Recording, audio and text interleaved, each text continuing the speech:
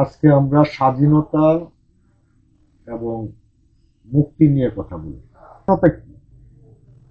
স্বাধীনতা হচ্ছে কোনো ব্যক্তি, জাতি বা রাষ্ট্রের নিজের ইচ্ছা অনুযায়ী কাজ করার যে বা মত প্রকাশ করা বা নিজস্ব শাসন ব্যবস্থা বা সার্বভৌমত্ব পরিচালনা করার যে অধিকার, সেটাকে আমরা স্বাধীনতা বলে থাকি।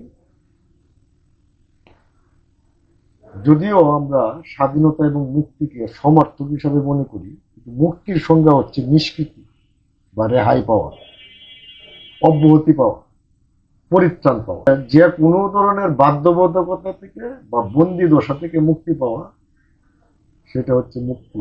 পরিত্রাণ পাওয়াটাই হচ্ছে মুক্তি।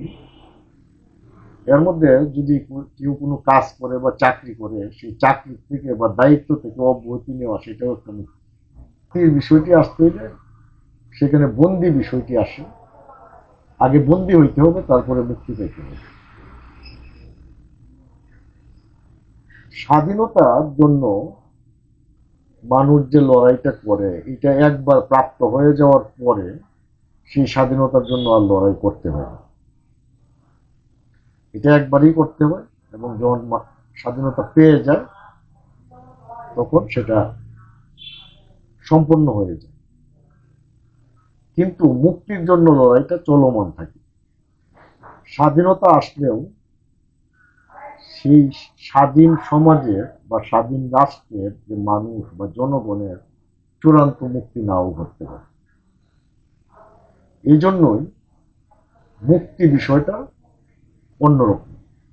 মানুষ নানাভাবে বন্দী হতে পারে, এবং সেই নানাভাবে বন্দির থেকেই মানুষ মুক্তির চিন্তা করে। সুতরাং মানুষের যে চিরন্তন লড়াইটা হচ্ছে মুক্তির জন্য লড়াই।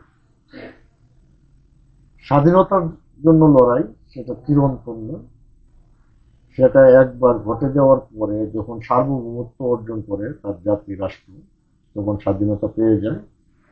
কিন্তু মুক্তি নাও ঘটতে পারে, এবং আমাদের আগামী দিনের যে লড়াই, সেটা হচ্ছে মুক্তির জন্য লড়াই।